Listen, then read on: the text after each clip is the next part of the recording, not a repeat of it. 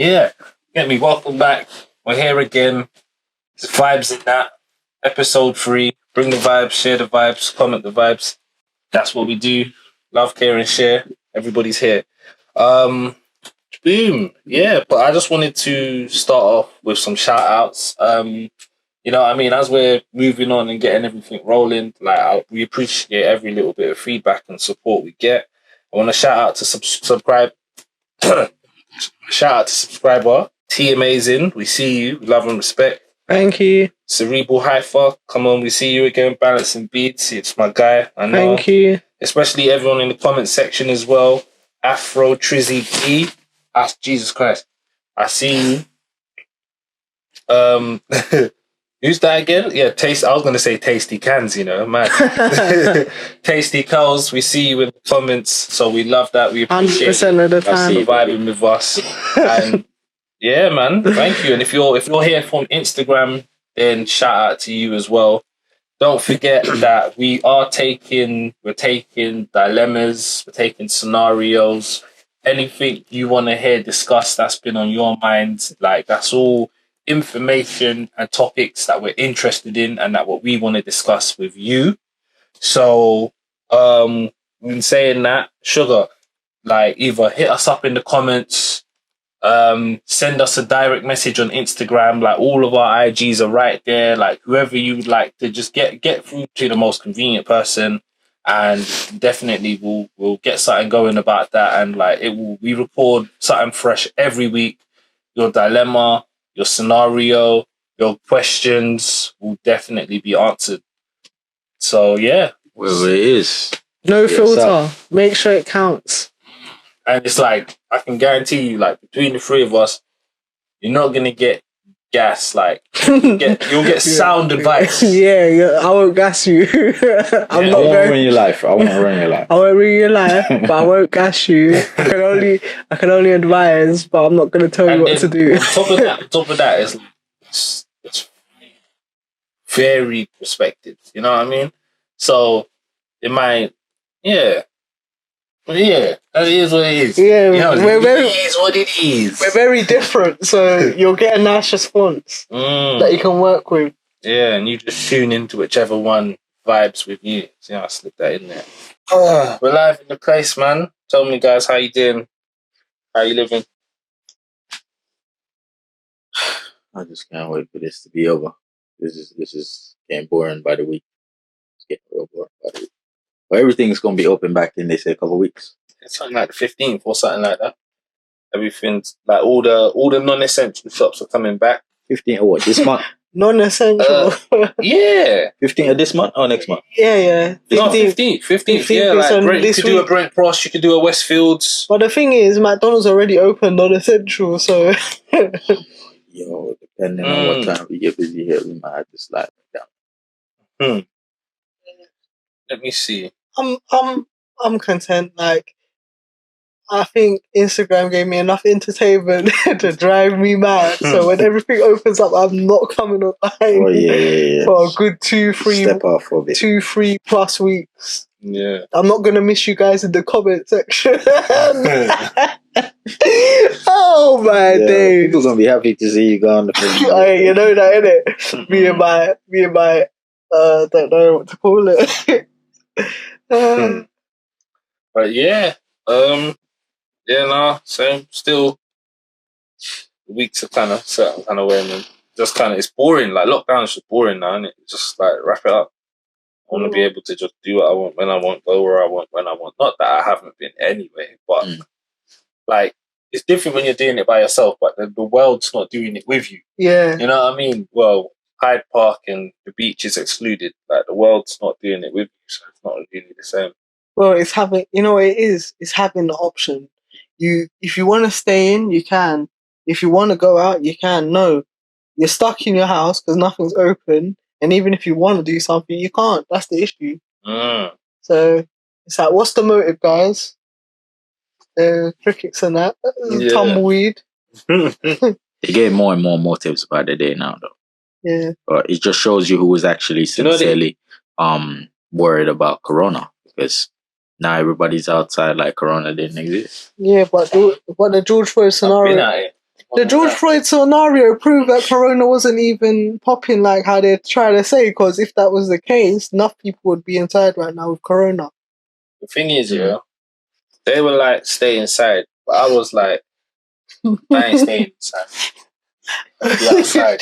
The fire. No mask. Bare face. Oh, yeah, No I'm mask. not gonna Just lie. like that time. But anyway, never mind. I didn't wear no mask. I didn't the whole wear time. mask. Did you see me in the mask? The only mask I wore was a flipping filter mask. Yeah, it wasn't a real one.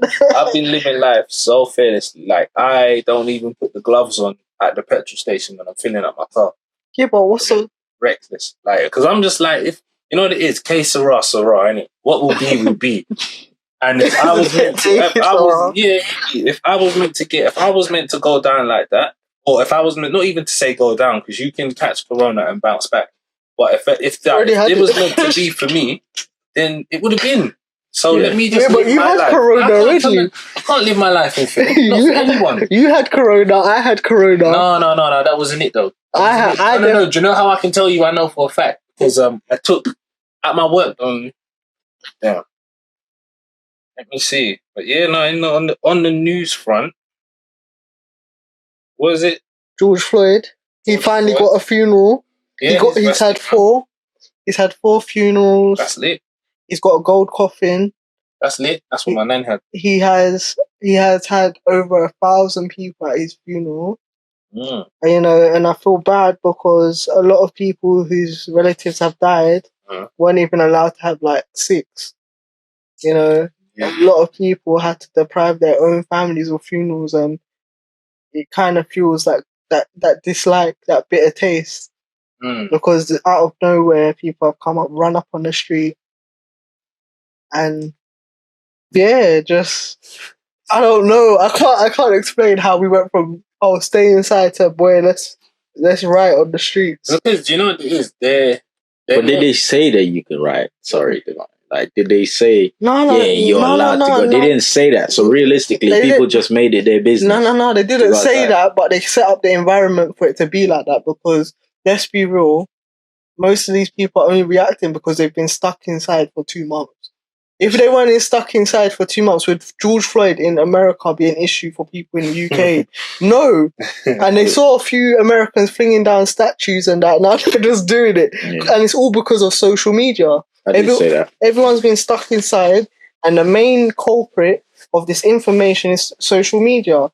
Like I've said, community guidelines will block you as soon as you upload content that doesn't fit the community guidelines, aka nipples on women, naked pictures, death images showing death or grueling grueling content.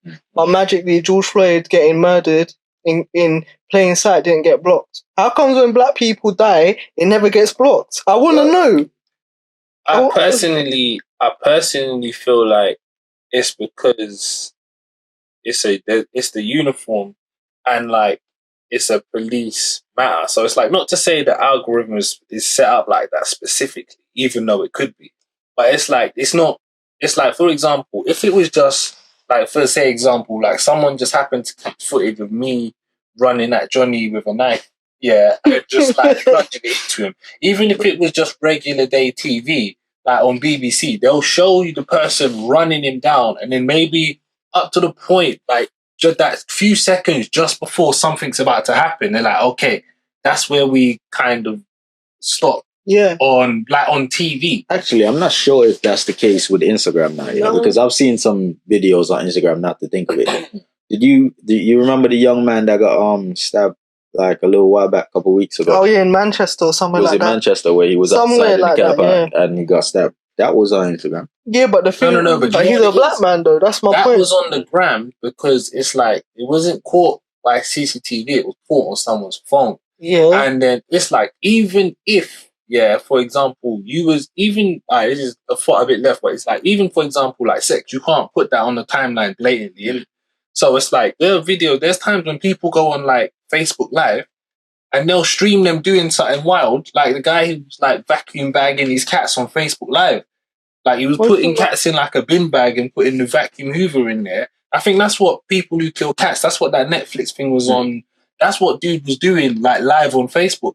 So it's like, you can get that type of content on there, but the algorithm or people reporting it, it's gonna flag it up quick. Yeah, but the problem is, my point is with the George Floyd thing, Yes. is up until this day, right on George Floyd, hashtag George Floyd death, you will see the footage of him getting stomped out a lot and of them. zoomed in and foam at the mouth, the paramedics dropping his head, you can see it. Whereas if it was, let's give an example.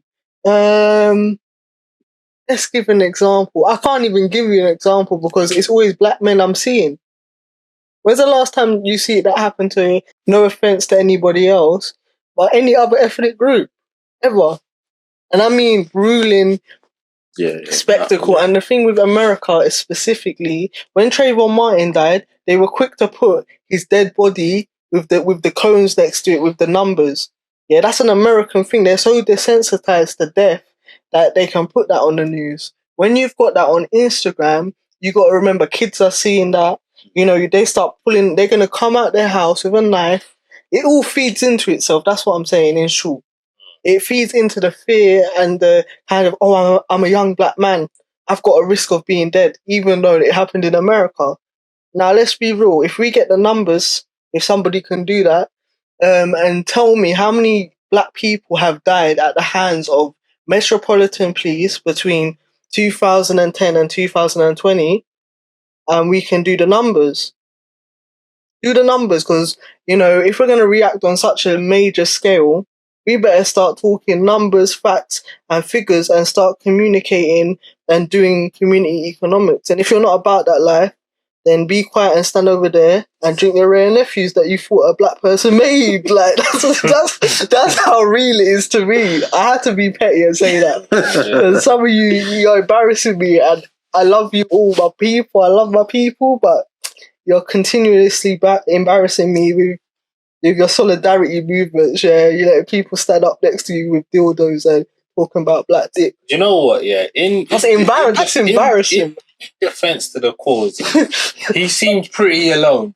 Who? That man, that video, the clip of the man. If I can find it, He was a solo warrior. If I can find it, I ain't seen nobody else with that. Oh no, I'm talking. He seemed pretty alone. Yeah, He was a rebel. No. I'm talking, but no, we're not talking about that Haitian guy in America. I'm talking about all them young little white things talking about I love black dick, so Black Lives Matter, and all the girls standing there with dildos. We'll put a segment of these pictures up, a little handful, because I see a lot of black men sharing it with pride.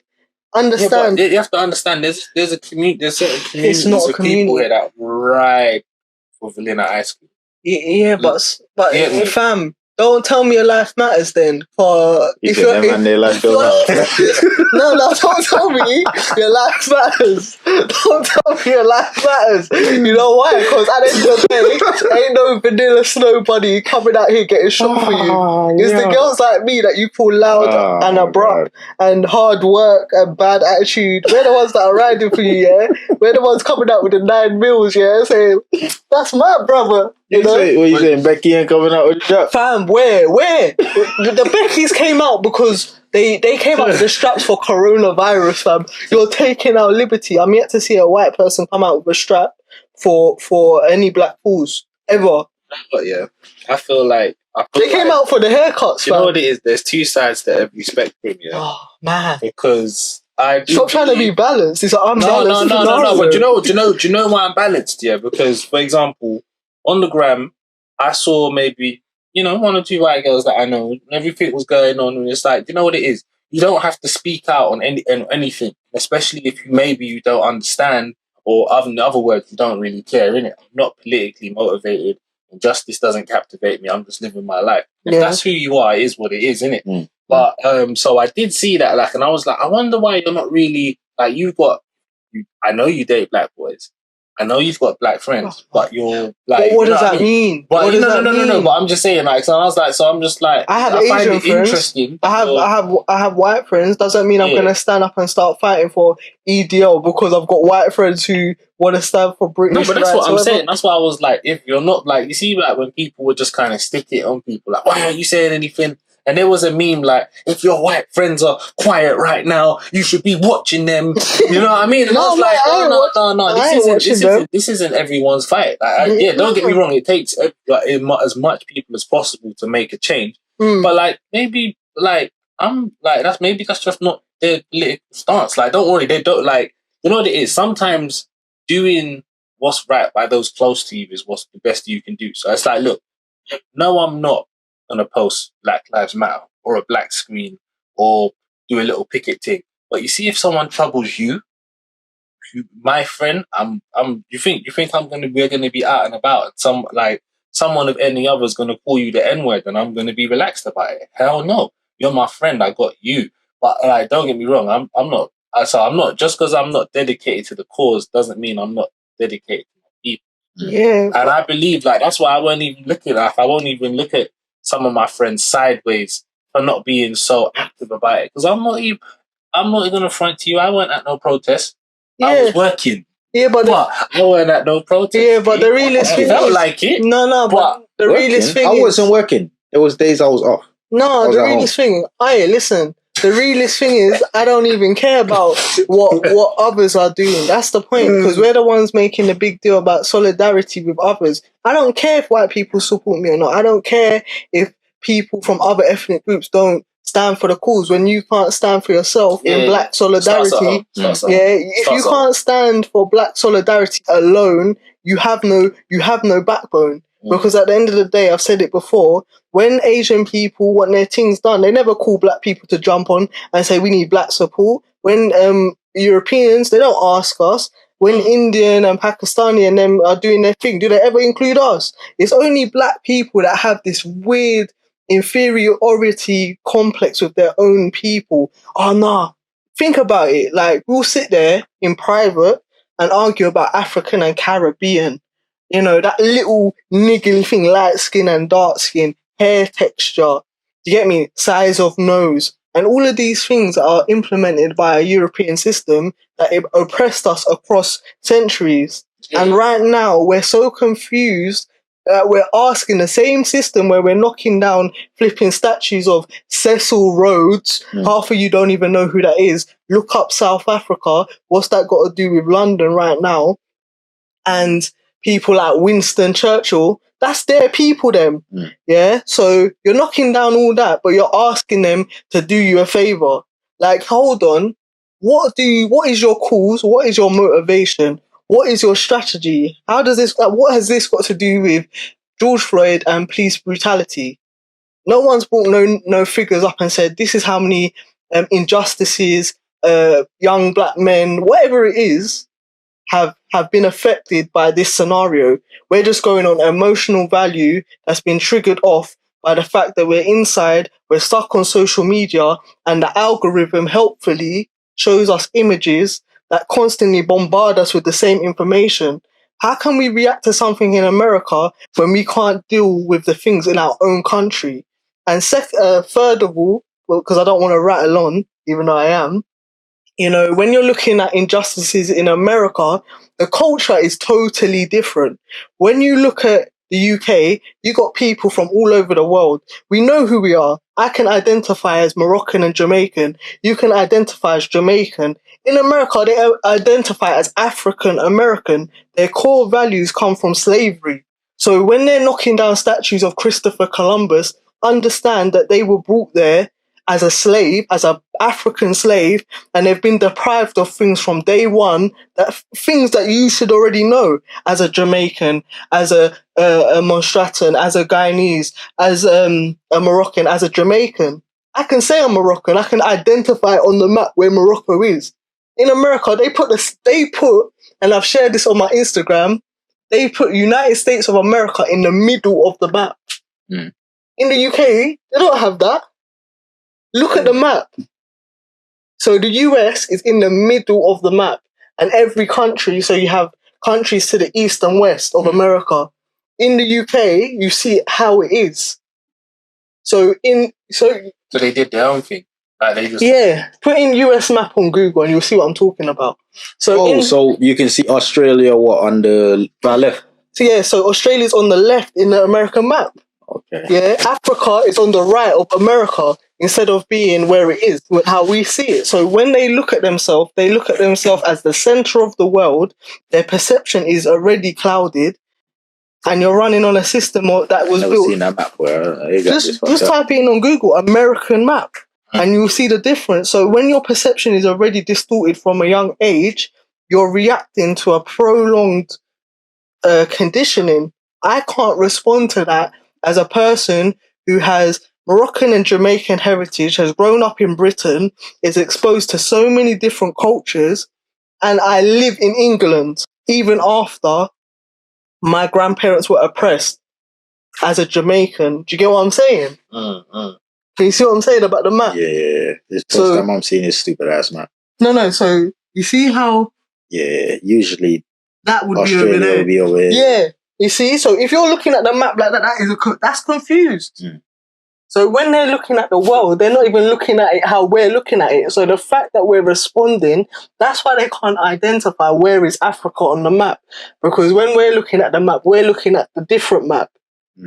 We're looking at the map that we see. I can't remember what it's called. But imagine we can point and say that's Africa. Yeah. That wouldn't be there. It would be here. Yeah. And then the UK America would be over here. Yeah, exactly. And Australia would be over there in the corner. So this is why when we make decisions, even though we say it's a collective decision, it's not. They're being played. Psychological operation. Sorry, I went off there. Go on.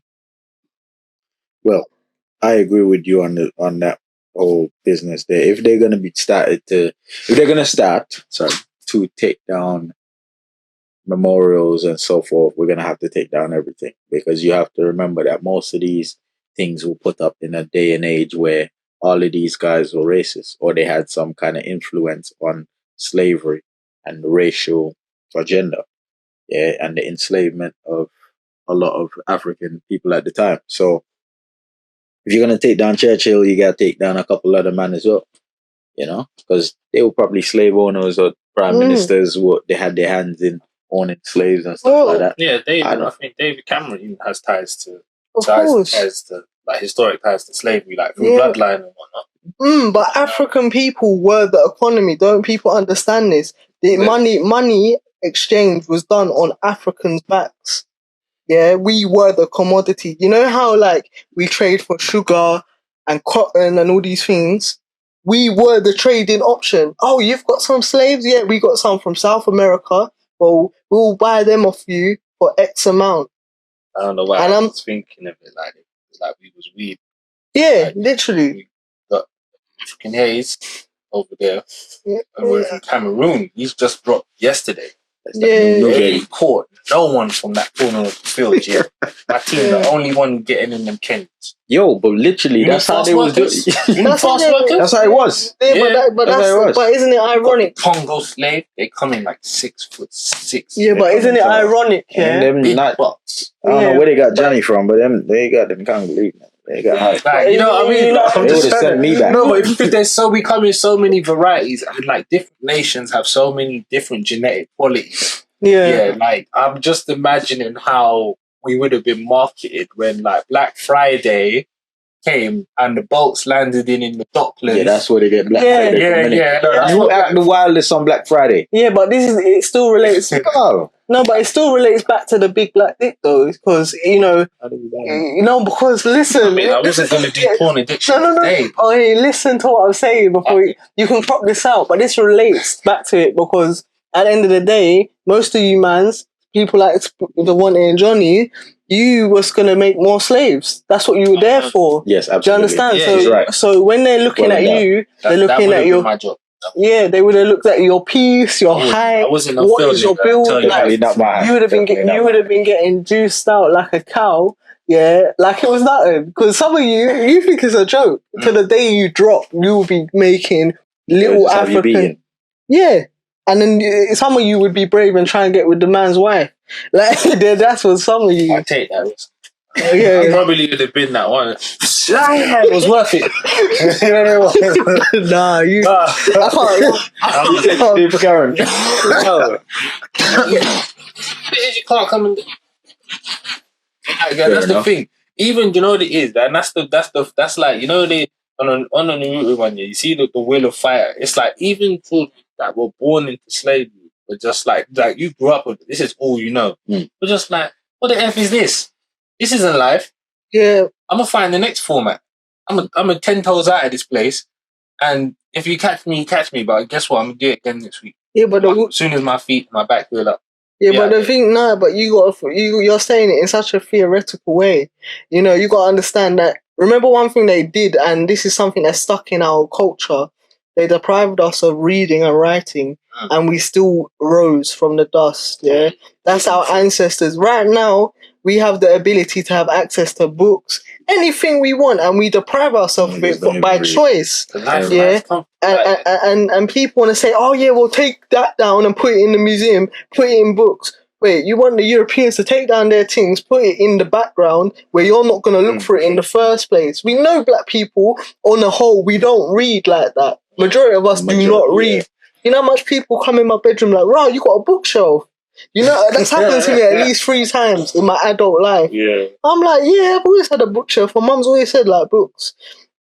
And another thing that we just fail to do is look at our own history. We're waiting for the Europeans, the Chinese ain't going to teach us about us. Absolutely not. The Europeans, and we keep giving these Europeans so much credit, man.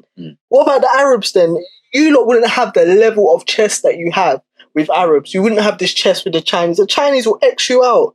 When it comes to education, you mean? I mean about talking about we're knocking down statues and we're taking a stand. Have some chess with the Chinese then, because right now they're the ones in the Caribbean taking over our land right now. That is true. And that's not racism, that's facts. They're in Africa right now buying up Ghana, buying up Madagascar, buying up the whole of the Caribbean. They're building the road in the whole of Jamaica, around the whole of Jamaica. And that property is going to be property of mainland China. And so that's to another point that I was saying to them as well. If they even knew, they're just screaming and replaying things that they see on Instagram and repeating it, because we're talking about our solidarity and we're talking about our owning more and black-owned businesses. How are we going to do that when we're allowing China to buy all of Africa? That's, in a sense, what black people own, Africa. That's our trademark. That is ours. Yeah. And yet you are selling it to China.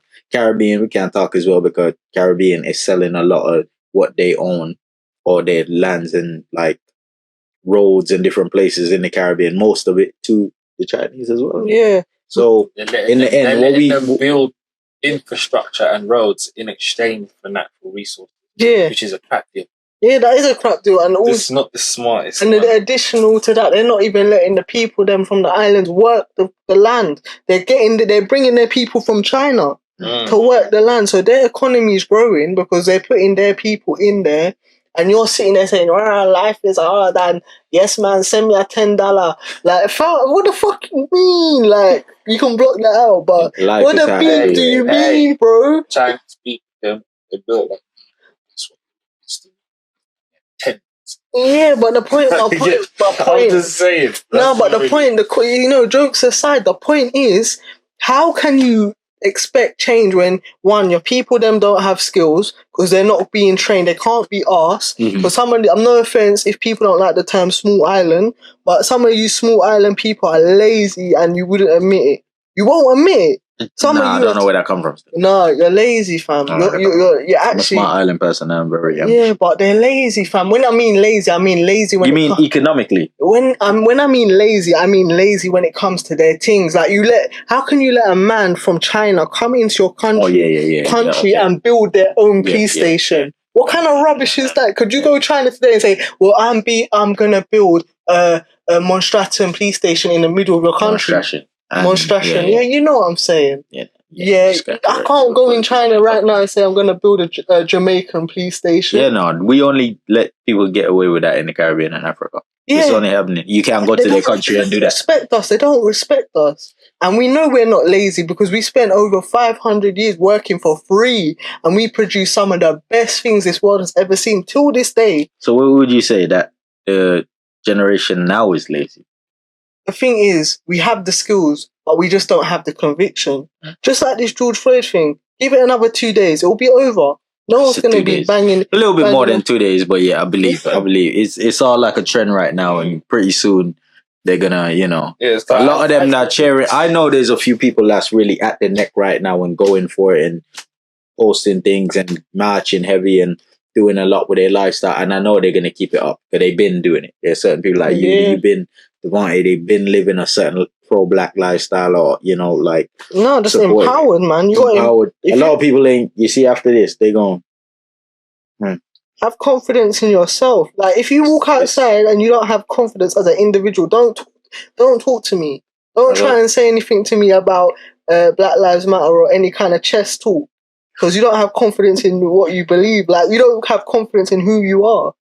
So you're saying it's like Check yourself. most of them is like it's not a exclamation mark, it's like a question mark. It's a question. It's like a Black Lives Matter. It's a question mark with a asking. semicolon with a line.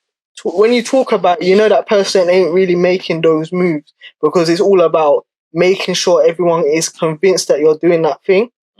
There's some of our biggest, best warriors. They work in silence. Do you think Shaka Zulu was talking out loud to all the people in the circle when he was going to attack places? They don't make no sense. And I think that we need to learn in this generation, social media has damaged us because we don't know what humble is. Humble yourself and everything will be all right. When you're not humble, that's when everything starts happening. A lot of them ain't humble. A lot of people ain't humble. And social media got them, Poison up. Poisoned.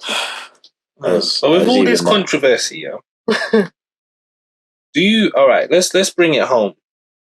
Do you feel like the police are targeting you, like on a unreasonable scale in this day and age? Like I'm not. That's not to say it's not happening, and that's also not to say that somebody who doesn't live in a certain area or a certain lifestyle doesn't brush shoulders with the police more often than usual. But just in your, day-to-day goings, year to year, like, do you feel like there's something like that's way left of field going on in your day-to-day life, like with law enforcement in general? Yeah, I believe so. I've always said that what I can notice from them is a system that they've set up where, like, it's all linked. So people say law enforcement, but as Sue was saying before to them, it's a system that you have to break down. Why I say that is to say they started with targeting the young boys all the time. So it's always stop and search. If they can, they'll arrest you, take you to the station. Era. Yeah, they was building up the database. And they still do it. They stop and search. And right. So they're building up the database. Even like, sometimes when they take like you 15, 16. Hello, they're still doing it to them now. But remember, we're not that age. So we're not seeing it because we're not standing on the corner or going to the shops with our friends. We're at work, so we don't see it. But they're still doing it. Now, remember all the times when they would, not so many times, but all they need is one time, where they're to arrest you, take you to the station, put your prints in, and then tell you no further action. Back then, I didn't understand it. So it's like, see, it was a waste of time. But now they have biometrics. You understand what I'm saying? So as much black boys that they can collect their biometrics, they can link them to whatever crimes they think they'll possibly make. But then we have the situation where they're arresting them and they get in convictions and so forth. And they know that they set up the system in a way where there's certain jobs you can have So the more black boys you can put a tag on or a conviction on to say, okay, now you can never be a politician. Now you can never be a lawyer in this firm. Now you can never pull out this business or get this loan, because it's more that they can say the black community, oh, well, you guys can do it, but obviously because of your conviction, you're not allowed because you're handing out to, whereas the white boys, in some cases, they get arrested, but you didn't convict. Yeah, but what I was going to say to that is, this is a thing that I've actually sat down. Remember that day with Monopoly that day? Yeah. For example, now it was a clear over-exaggeration for the scenario. All back then. So what happened? We were playing Monopoly. A situation happened, and there was a lot of police for no apparent reason. Like, we didn't understand what was going on. Everyone got boxed in. Their cars got boxed in. This is in my house, yeah. This had nothing to do with anyone in the house. And one of the police officers said, we're looking for a black male between 5'7" and 6'3", wearing all black. And it happened that Devontae, my brother, another guy who was there, Christian, another guy were all wearing black and wearing socks. Like, no one was wearing shoes. And my mum had to turn around and say, none of these guys are wearing shoes, so it's none of these guys, because they all fit that description. Yeah. And the individual they were looking for had nothing to do with what we were doing. It just happened that he knocked on my front door and he was running away from a plainclothes peace officer who was chasing him without declaring who he was. So he ran to my house because he knows my brother and he was at safety, because it could have been anyone, with a knife. And it's very clear that the police operate in a manner that is triggering and aggressive. So what they do, if they haven't got a reason to stop and search you, this is the problem that we have as a community, is we respond with this attitude and this way of thinking that plays into it. So imagine you're on the street corner, for example, and the police comes up to you and they start we don't live in America. They don't have guns, yeah? They come with these tactics because they're trained to trigger you. And they know how they've spent years finessing us. How do you think they enslaved us in the first place? How do you think they freed you and now all of a sudden you're the top, according to society, you're the top people getting arrested? Because the method is exactly the same.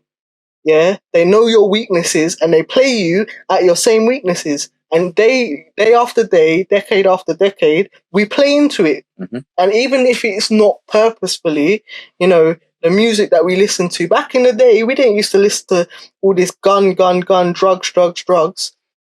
You walk out your house. I live in Ends. You walk out your house, N18, N9. You're seeing your brothers doing madness.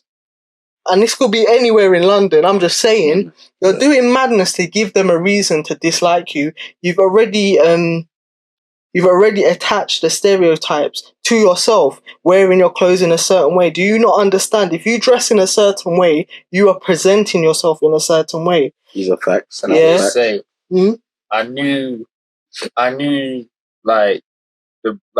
just the brain of maybe young black males in black communities is still in danger today.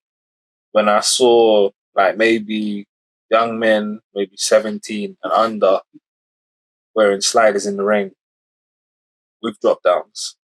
I said, we are still in very deep waters. Yeah. But this is the thing. What is it about? That's some sliders in the rain with drop down. But this is the thing.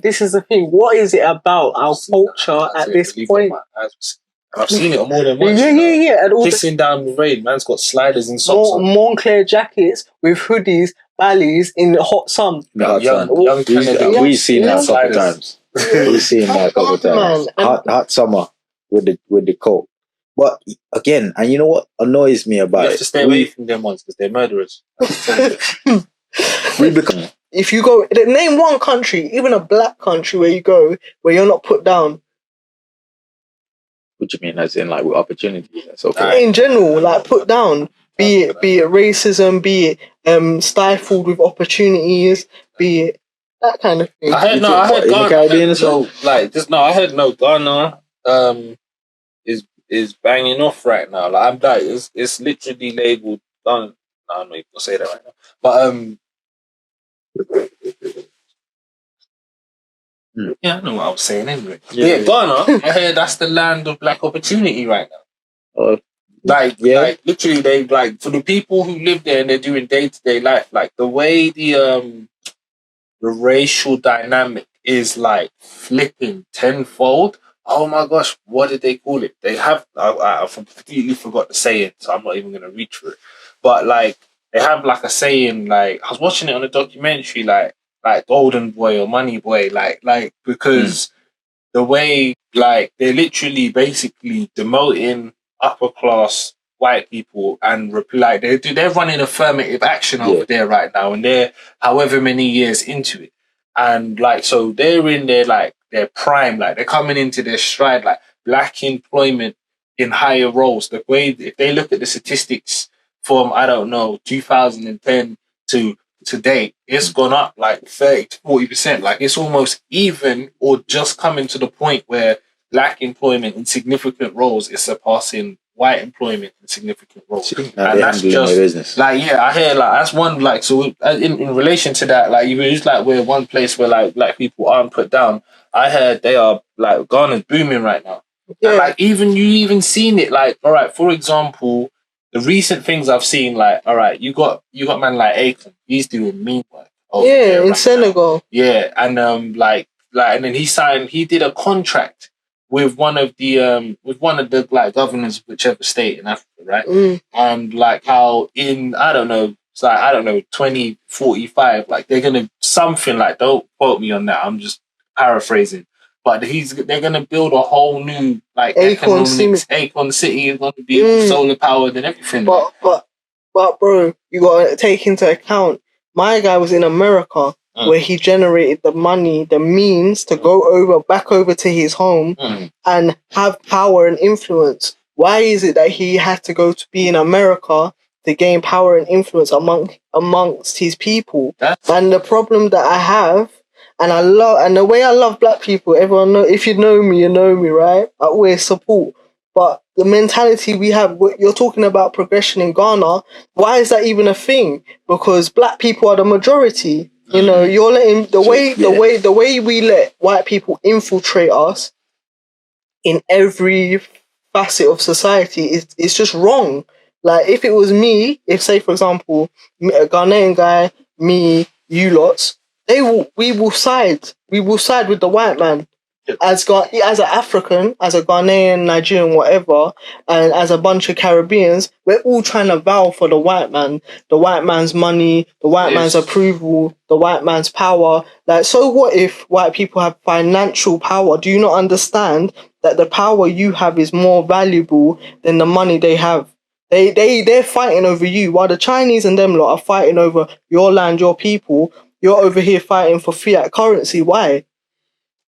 But you devalued yourself. What I'll say to that is like maybe everyone, like all the different nations with the like Greeks, the Asians, the Indians, like the Turks, like there's so many different nations, like, and of all of them, what the like the black nation is like, even today we're people of like compassion, and like our culture has always been open armed culture.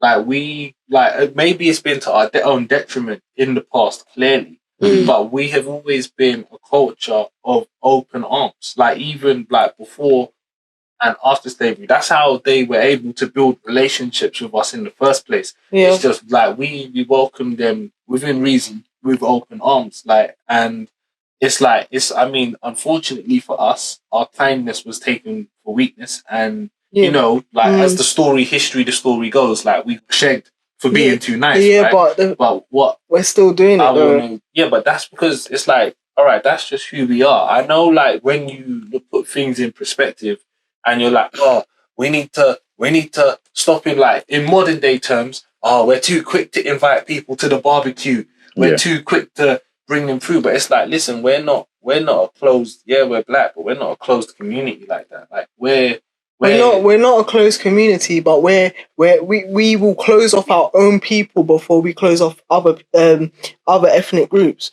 Like they will. Let's be real. As a Caribbean person, tell me now, who would they close off first? An African coming from Africa or a Caucasian man from Caucasian people from Europe? I'll be real with you. There are people in life, like we come in all different shades and colors. And yeah, but that's a like, generic response. Okay, hold on. But it's like a level-headed, any like level-headed, solid West Indian man knows that like the Caribbean and Africa have a very like closer than close, a blood bond, a historic bond, and that is as it is addressed, the motherland for most people who live in the West Indies, right? So if my residence was in Jamaica and I knew, like for example, there's a very direct link between Ghanaians and Jamaican people, right? Oh, you're asking? Yeah, no, Yeah, I'm I'm just saying. listening to Yeah. you. So, Yeah. like, if I know that, all right, a Ghanaian or a person of African origin is coming, and maybe a far left outsider, someone's coming from, I don't know, Russia, wherever. I'm, with my understanding and knowledge, I'm gonna carry. If you have that understanding and knowledge, I'm gonna carry more compassion and care for my brother who is closer to me. But that is not to say that I will totally disregard the stranger if you want. Do you know what I mean? Yeah, And but and that's again, maybe that's kind of where we lose sometimes yeah, because other people would say, "Well, do you know what? I'm going to back the Russian, I don't know, the person of other, yeah, yeah, and like screw like whoever this other stranger is, or if the shoe's on the other foot, yeah, say." Forget you, like there's no room in the stable tonight. Like, do you know what I mean? yeah. But the difference is, Devontae, you're being rational, but the reality is this is the reality of it, and this is why our countries that we're not too fussed about. We're in England causing a kickoff, but we're not really fussed about the Caribbean and Africa right now.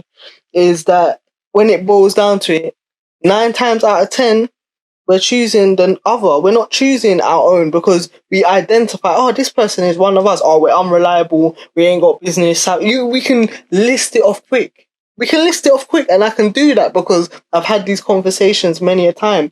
And like, you see a black business, you'll see it for 1 year, 2 years, and then it's all of a sudden it's disappearing because it was never supported. And the difference is, like, when we buy our food, we buy it from Asians. But would an Asian man ever buy his food from you? Why would he buy it from you? You know what? Yeah, Think basic things like that. Speak on that in loud volumes. One thing I learned in my time working, and I was working when I was working in Hackney Council, yeah, and I was working on the markets there, and like it's a mix, like it's a black and like Asian market, whichever, like Eastern European and so forth. But one thing I definitely learned while I was there, and something I've always kind of known in the back of my mind, is like so many other communities, businesses, or business models are built around the black community. Mm-hmm. And clean examples of that is when you walk into Bossman, Mr. Ali's butcher shop, or whichever. I'm gonna say Bossman's butcher shop because every neighborhood's got a Bossman in it. I live on a boss. And Bossman isn't a phrase for a black businessman. I'll tell you that for free, innit? Yeah. So every neighborhood's got a Bossman, right? And when you go into his shop, he's gonna have all the meats, the lamb necks, the pig, well, maybe not the pig necks, depending on which Bossman it is. But all of those assortments are gonna be there. And then do you know what's gonna be on the wall behind you in the rack? You're gonna have salt, you're gonna have pepper, and then you know what the rest of that wall's gonna be? Gungu peas, Dunn's River, Sun Pride, the whole Maggie, the whole rest of that wall behind the meats is all gonna be West Indian seasoning. Mm-hmm. Like now, Tropical Sun. Yeah, Tropical Sun. Like Yeah. like, and then Braces, there's so all many them. communities. Like even for example, like they build, even when you go into like where you get the West Indian, like if we want our breadfruit or something tropical like that, yeah, it's the Indian man that's selling it. And like he's like even in, and then next door he's got the hair shop with all the products and all the hair in there. And it's like his sole business model, although there are other people that need these things as well. Let's be honest, 80 or 90% products in their shop are catered to black people. Yeah. And like there's a lot of communities outside of ours that their main income is our money. Mm-hmm. And when I saw that clearly is like I was walking down the market one day and I was talking to some of them, the meat people, they The butchers and that. yeah, the butchers and that. And they said to me, he was like, because we like we're there from early at night. They go Billingsgate in the morning, and then as the week goes on, and we know the quality of what it is that they're doing and how things are in it. And then he was just like, "Do you eat that?" And he was like, "This? No, we don't eat this. Yeah, this is for the blacks." Yeah, it's crazy. Boom, said it right there. Yeah. We would never eat this. This is for the blacks. Yeah. They eat that. Yeah. They want that. Like, do you know what I mean? Man just said it straight. Like, no, we don't eat this food at home. This is for the blacks. Like, like, and it was Real just talk. like, yo, and then, you know, Auntie rolls up, grabs some pig feet, and, you know, Yeah, because a we. few tutu mackerel and whatever, like, you know, like, Sauce. not mackerel tilapia and all of them things there, you know what I mean? Oh, Like, and I'm just like, damn. tilapia. I'm just like, Man, damn. mate.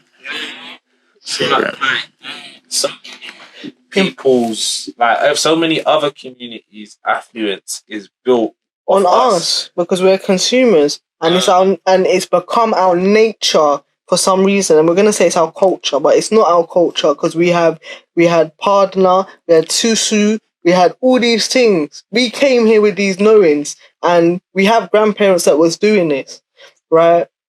Sorry to cut this, but it's burning me because the more you say it, the more it burns me. We're 4%, 3.8% of the population of the UK, and we're making up like eight. I've said this about 10 times in the last 3 days. We make up about 86% of the retail value of this damn country. Are we that smaller percentage in Yeah. the UK? Oh, man. It's fine. When things are going a certain way, I'm just like, you know, I understand that we put in work here and we help build it in some part as well, and so we do have a stake in this country.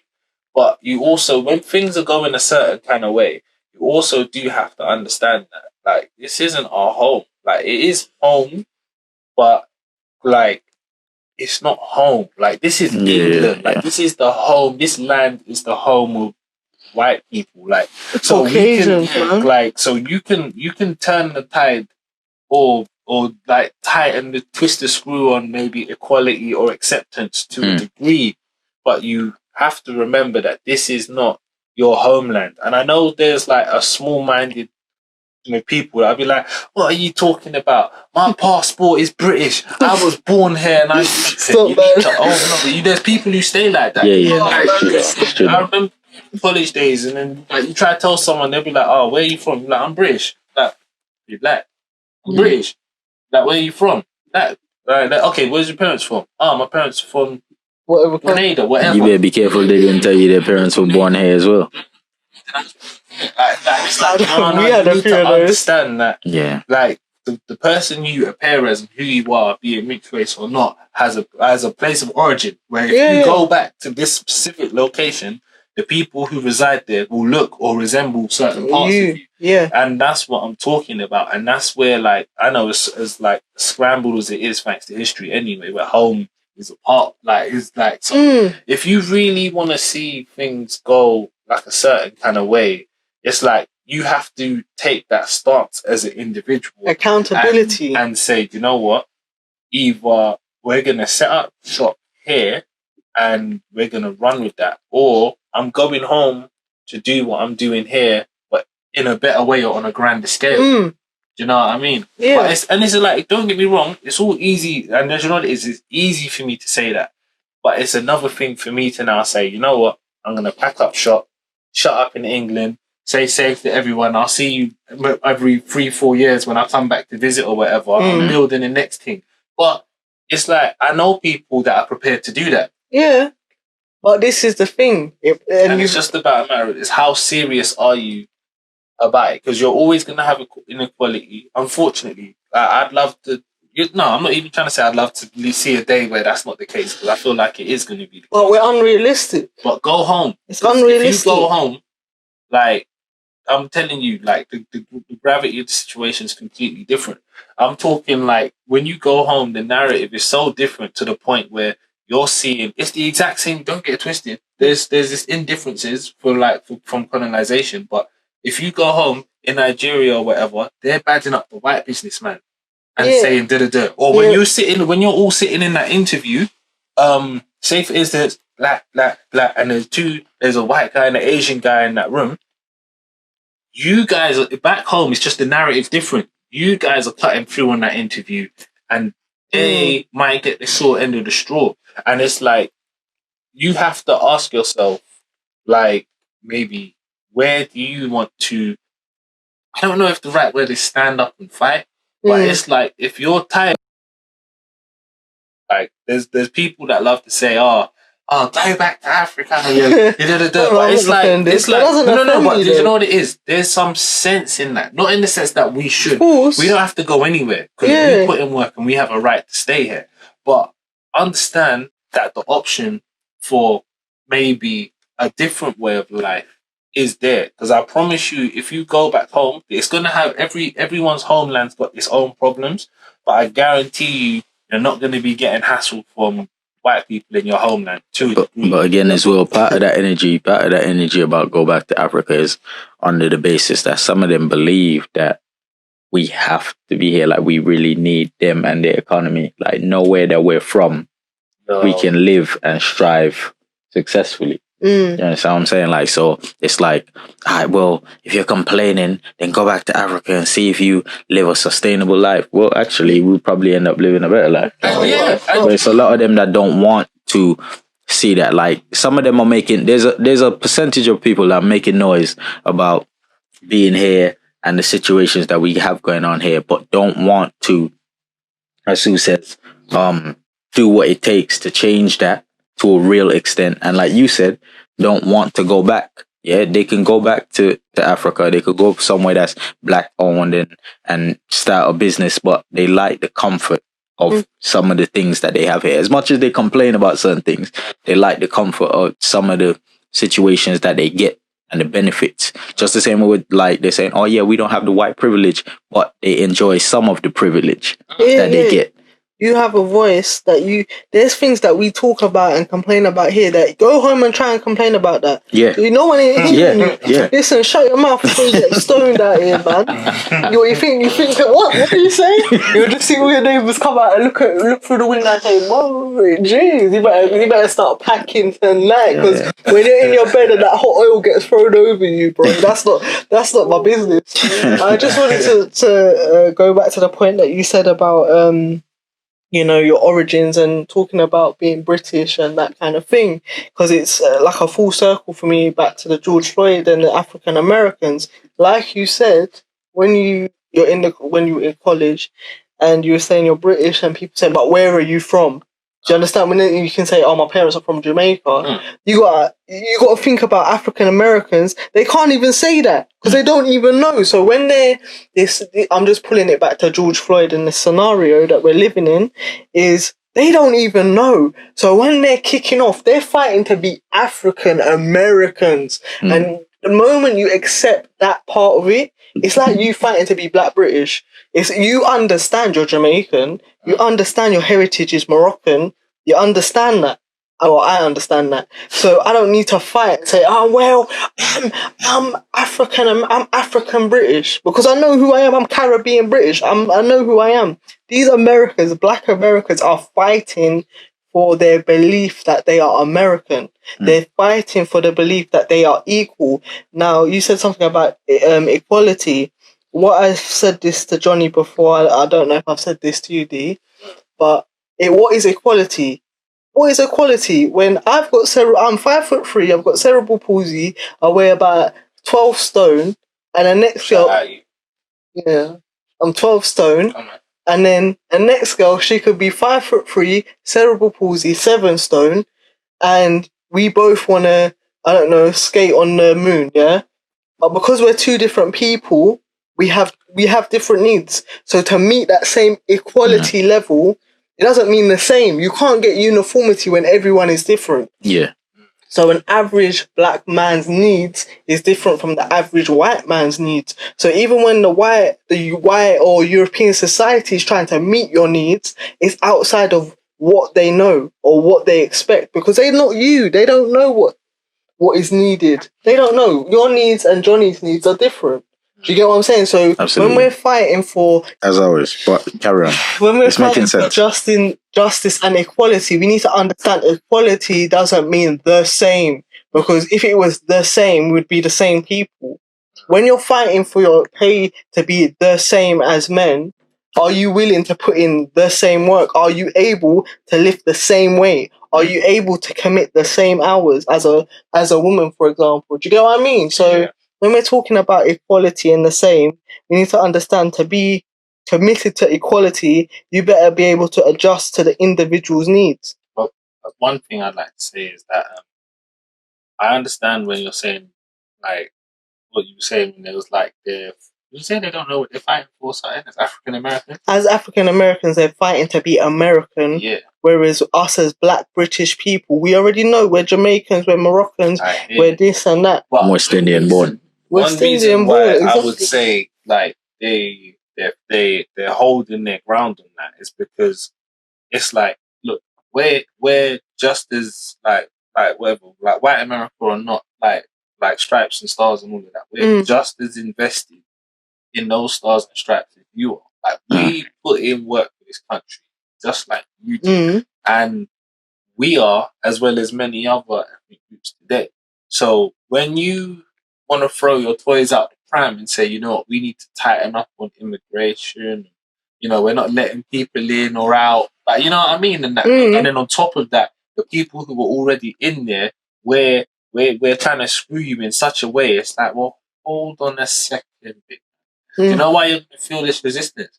Because we've been here for hundreds of years, helping make this country what it is today. Even if it's not in the way that we like or resembles us, we've been putting in work, if not just as much work as you, to bring this nation where it is today.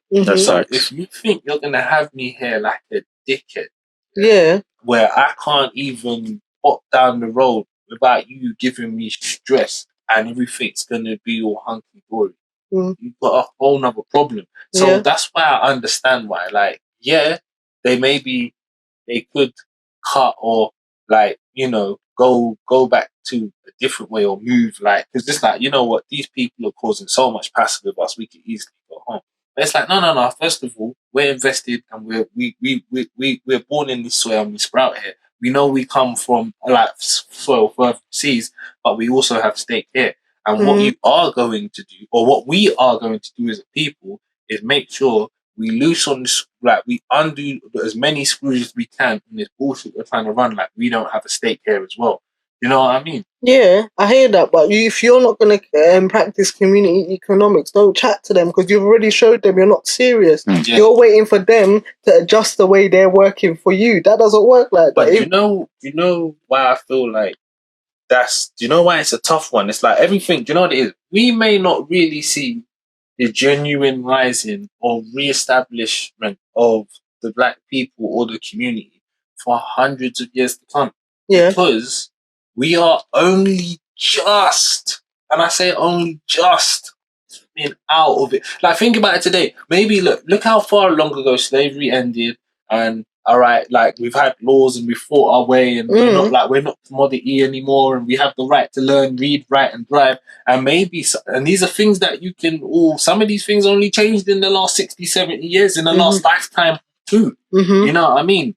And I say that to say certain people only just discovered that Ray and nephew belong to white people today. Everyone's blown out the water. Certain man in their yard, like, what?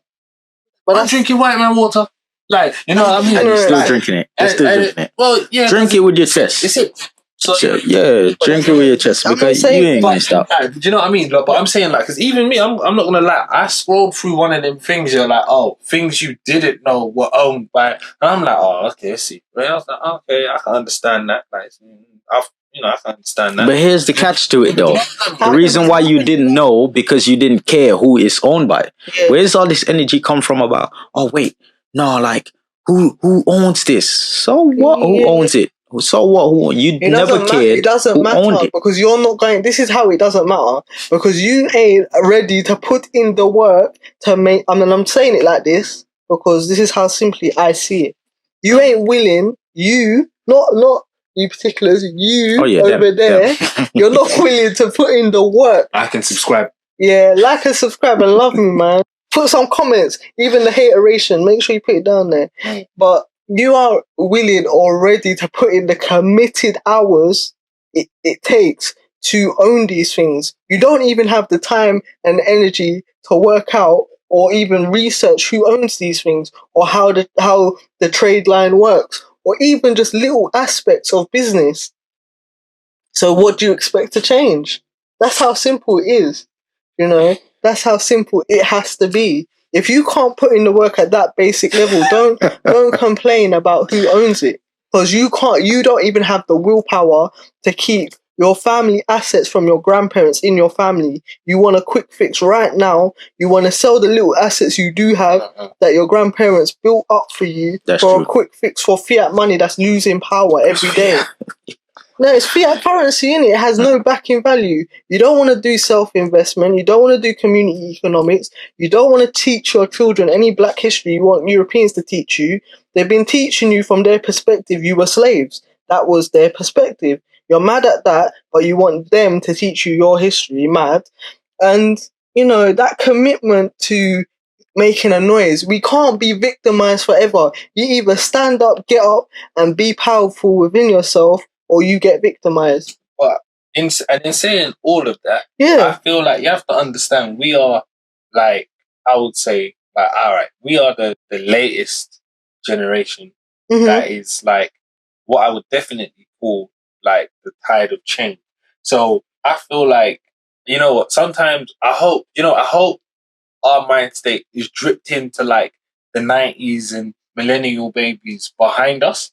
Because sometimes, I don't know, like the 2000 babies, they're 20 now. And I don't know if they're plugged in like this or like, do you know what I mean? Or maybe they still got a little bit of more coming of age to slide in. They're seeing the things that we know. And like, so it's like, I feel like hopefully within time to come that we are the kind of the generation transition. Like we see the system a little bit more clearly than maybe previous generations. And now we are interested in business. We are interested in entrepreneurship. We are interested in sailing our own ship. You know what I mean? Yeah, but we're so invested in social media that, let's be real, this is what I look at. How are we standing here saying, teach us our children black history in school? What do you teach your children at home?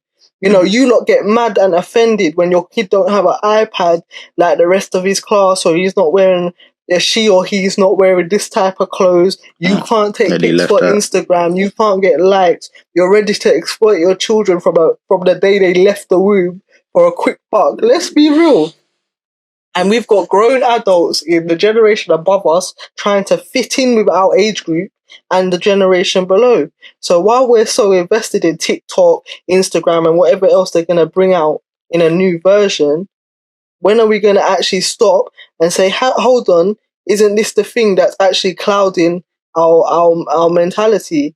I did say that though. I did say that to them. Like, there's a lot of people too invested, man.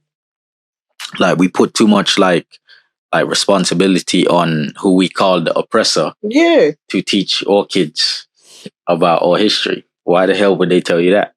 You know what I'm saying? Like, why would I tell you where you're from and what you actually are capable of and the history and greatness that you have or once had and can once have again if you have certain kind of energy and ambition towards it? Why would I tell you that? That doesn't benefit me at all. Yeah. So like, I saw me and Sue was talking about it the other day. Somebody put up a quote and it was like, like we really need to stick it on the establishments and the culture now and Britain to teach our kids certain things. Why? Why don't you teach them? Because what are you doing? Because you haven't, as I said, the commitment's not there. The commitment's not there, the accountability's not there, and it's everybody else's fault. Victimization. A lot of people just need to put their hands up. And a lot of people are guilty of being here for a good time, not a long time. And more people are guilty of that than they realise. Yeah, say it again. We're here for a good time, not a long time. Passive. Get me? That's the stance. That's the stance. Everyone likes popping Henny, but how many users gonna read books before the Henny pop? Like, when you have that power, this is why I love myself before I love other people, and this is how I can love myself, and love you outwardly in a beautiful way, because I woke up this morning loving who I am, and I'm ready to learn. You lot, a lot of people. I know you got jokes on me, but I'm gonna let you have it. You see, I'll let you have that one. A lot of people, they wake up in the morning, and I'm sorry, you look at influencers. The whole world we live in is backwards. Wake up strong. Yeah, we wake up strong, proud, and powerful. And when I mean Solid. powerful, we mean spiritually, physically, mentally. Yeah, you can't be moved by these basic ass people who are willing to skin out and bruck off and even make up lies for likes and follows and endorsements. Yeah, What do you call it, clout? Call it Female clout. empowerment. I thought That's not female empowerment. That's degraded. Like, come on. 2 weeks before George Floyd, people were clapping their cheeks for £100 from flipping Tory lanes. £100, bro. Yeah. That's embarrassing. That was you know what I mean? And now you want to say, "Oh, we want equality." Yeah, we but want. you know what? Yeah, Come on. You know what it is. I'm fully with you there. But in devil's advocate, right, on the other side of the coin, when you're running up the stairs, yeah, the ass can clap for free.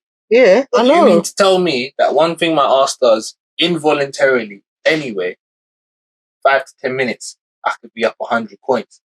Yeah. That's a day of work for some people. Yeah, but this is the point. That is the African American strip club culture infiltrating our culture. This was not our culture. This is African American conditioning, and this is why we're reacting to George Floyd, because we're so invested in their degrading, the downtrodden culture that they've invested in for the last 20 years. And who are these people that allow this to go down? Who are these people allowing this? You know, you're saying you're from poverty, but yet you're 13% of the population in the United States, and I'm bringing numbers because people are going to send for me. 13%, 87% of the retail value. They've sat down for years, these corporations, exploiting and working out how to sell you stuff. And because you're so influential in culture in general, yeah, they sit down and they say, we stand in solidarity with black people, aka Nike, aka Vogue, aka all these corporations. Yeah, that's the coins. But let's be real, the same solidarity they stand with you in, they're out here with sweatshops. So we're still in modern day slavery. But sweatshops is slavery. This is why you always be bringing them points to the table, you know, and we're so easily like won over and convinced, because all we need to see is Nike say, listen, power to the people. And we're like, okay, cool. We're going to keep giving y'all money. Air Force We're getting the black one. They with the BLM. We're going to give them some more money. And then we out here as well. We so stupid. We out here pointing at people like, Vogue, you ain't going to say nothing? Oh, yeah, we cool. Okay, we're going to keep giving y'all money. Who else? Y'all want to say something for us too? Nigga, stop asking for people to validate the Black Lives Matter. Let them say it with their chests. And you have to see as well how much they do for the culture as well. Because no matter them saying, you know, Black Lives Matter, do they show that Black Lives Matter? Do they do anything for us as a culture other than make money from our culture? But hey, you know what? I'm gonna still be wearing Nike. So I don't want y'all to think that I'm saying don't wear Nike, you know, because I'm gonna wear my Nike. I'm just saying, you know, you had to man, context. It's the context and the reality. Like we're not saying don't buy Nike, don't do this. But if you're gonna stand there and say Black Lives Matter, show me your life matters. Because right now we're fighting a battle against our men being slaughtered in front of our faces, and we've been dealing with this for hundreds of years. And our method has not changed. Yeah, we've had riots, we've done looting, we've knocked down statues, and you can't tell me we haven't, because it's in the books. 50 years ago, my grandparents were in it, your grandparents were in it, and we're 50 years down the line, we're asking the same questions, shouting and screaming. Black people have the highest rate of stroke, blood pressure, heart disease, diabetes. Come on, man, we're getting played like a flute here. If you don't want to pattern up for yourself, then pattern up for your kids, man. You know, that's what I say. It's just, you know, it's sometimes you just have to wait for. Sometimes you just gotta wait for the awakening. You know, like you be watching, like, I don't know, an anime or even an Asian movie, and they say, like, one day a great warrior will arise, save the people. Now, I believe that is what we are sitting tight for. In the consciousness of the community. When I say that because I remember when we went to what's that concert we went to one time? Well, Afropunk. There we go. And I came across a book there, like a man that was promoting a book that I did not know. I tell you, like, I had been told about it once in my life by like a pastor, like maybe school dates, but I just like, oh, okay, that's cool, that's sick. I didn't know that existed. And then I saw them again when we went Afropunk a few years back. and there is a book that is the encyclopedia of Black history, like from what day, like point zero to today, right? And I was like, remember what that book's called. Yeah, no, I'll show it for you. It'll be easy to find. And I was like, do you know what? Why doesn't this is a book that should be in like every Black household the way a Bible or a Quran is. Yeah, but it's not. It's not. It probably don't even sell the way it should sell. I don't want to tell you about that. And like, it's the Black. And you won't even like. Do you know what I mean? Like, and I look. Oh, now I saw it back then, and I still don't know one. You know what I mean? There's been books I've been told about as well. People told me about these books that like the government actually don't even mention until there's a bunch of them anyway. Because Black people in general, we're put off reading. I don't know what it is about. I've given people books, and 2 years later, I'm like, oh, I said, did you read? Oh, well, no. I asked them, they'll say, yeah. Ask them a little 2 questions they can't even answer because they never really read it. You know, we're book shy as a people in general. That's and you know what it is? Yes, as a people, that is true. I'm not even like when it's academically or just in my personal time. I would rather I take an audio book over a visual book. Like for instance, I've had moments before where if I read, like if I just the ones libraries, dead quiet, the book, taking in the information, and I've fallen asleep, or like my head starts nodding into the words, and I'm like, wow, this context of the way receiving information like this really don't F with me. Yeah. Like, so we're all, as you said, we're all different people and we all work in different ways. But like something like an audio book, like I've never read Harry Potter the book, but I could watch the movie and I love the audio book. But I can't sit down there and take in a book of Harry Potter. So fortunately, we're in a time and age where I can just listen to Harry Potter. Or I can watch Harry Potter. You know what I'm saying? Yeah. Like, I don't know, it's just an example point. But it's like, not everyone's compatible with reading. Reading. But I can read out loud perfectly fine, by the way. I'm not one of them. Them ones that it's not a read out loud. When you say you're not no, my loud reading is phenomenal. I have no problem. No, but it's not that though. That's the trick. That is the trick, because remember, this is the only technological age. Is the only time when books became the back burner. Books were always the case. Writing was always the case. A lot of people can't read, write, and spell. Me online, you see my typos. That's just because I can't be bothered to correct myself. Typos is different. Yeah, my type. Sometimes I'll be ranting. I'm in a mid flow, and I'm seeing after I read it back, I'm like, damn, that makes me very illiterate. But everyone knows I'm very literate. That's the thing. And if you don't, come. I'll show you the qualifications for that. Yeah, I can do that. But sorry to cut you, Johnny. I know I'm passionate today, man. No, it's not cutting me. Yeah, it's book. But then again, there is the 100%. I mean, around. It's one of those situations where there's some people that take on information different. We all know that. Yeah. And then there's some people that just can't be bothered to take on information because there's some people that will sit there on their feed and read all kind of like, look, Twitter, you're reading hella tweets, you're reading hella comments, and you're putting comments about bullshit. But I give you a book and tell you, just read one page, educate yourself on one page. You'll skip through that. But anytime you see something volatile or something that has no substance, whatless, that's the word we call it, then they will sit there and read, no shit, Kim did what? Nah, hell no, she got the boob job. Where she get the boob job? They can tell you the whole thing. You understand what I'm saying? So some people just cannot be bothered to read something of substance and of value. Like it's numbing to them. They be like, this is boring. Yeah. So also conditioning again, because e.g. Twitter, you can only have a certain amount of word count. In schools now, I don't know if any of you have seen this, but now they have more multiple choice questions, so they're not allowing you to process information for yourself. They're giving you options. That was my favorite. Yes, that was my favorite. If I studied, because I used to study, if I studied and you give me multiple choice, I'm banging that. Yeah, because you're telling me the answer. Yeah, but that's the point. That's different to them saying to you, "What is the answer?" You're like, you have to try to remember what it is. Now you see it on the paper, like, that's it. That's the point. That's the point. As a person who's gone through level 6, level 7 education, all that, and sorry. No, I'm saying sorry, Ross. Sorry.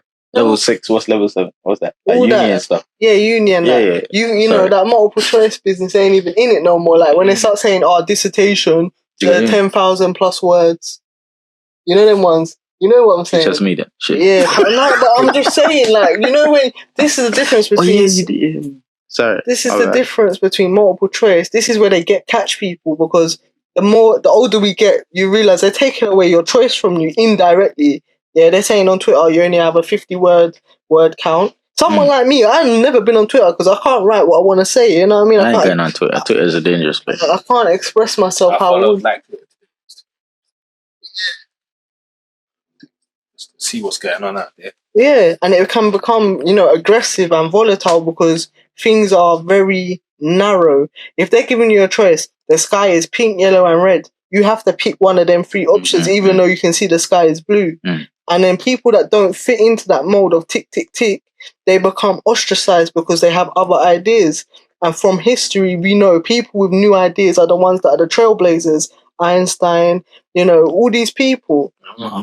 So this is why it's a bit dangerous, and this is why social media, if you're invested in reading size 3 or size 8 font of somebody writing a sob story caption, but you can't sit down and read, you can't sit down and read a book for 10 minutes a day, it shows who's going to be the investor and who's going to be the slave. Yeah, that's the difference between a person with a business mind and a person who's just going to be a slave. That's why people get paid $1 an hour, and there's man's getting paid £2 million a minute. Because them man, come on, the man who owns Amazon, he started with a bookstore. Isn't it ironic? He started with a bookstore. Now he owns he has the most money technically in history. We're not talking about Mansa Musa. But we're talking about in European history. Listen, people, I'm starting a bookstore tomorrow. All right? I'm going to hit y'all up. Let's get this money rolling. Yeah, donate. There's a little kind donation here and there. What people doing now? GoFundMe? Yeah, GoFundMe. They got the Cash App and all that. App and all that. Quick PayPal transfer. No problem. We got that. If you I like what we got into this day. Like sometimes, you know what it is? There's going to be some episodes where it can't be helped because it's like, it's the vibe of the times. It's like everything is very serious right now. And while we do love to like laugh and joke when we're ready, we cannot help the sign of the times and where we are right now as a people in society. So sometimes we just gotta bring it to you like that and just give it to you straight. You know what I mean? But today's been lit.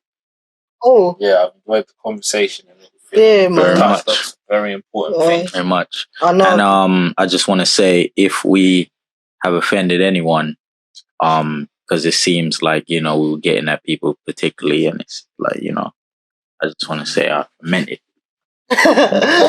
You need to wake up. Yeah, so if you're offended, then we talk about you. Wake up. Do your research. Sign out. Yeah, signing out, man. Your offense is not my problem. Sorry. No, I'm joking, but subscribe. Yeah. So now, like, hey, if you're still here, thank you. You've been amazing. You get me? Big up yourself because you're the real MVP in all of this. Do you know what I mean? So, I hope you enjoyed today. There will be like new features coming soon. So I am going to introduce the podcast segment to this because when you get this on YouTube, it will be mixed down to the key, like it's slightly condensed to the key points.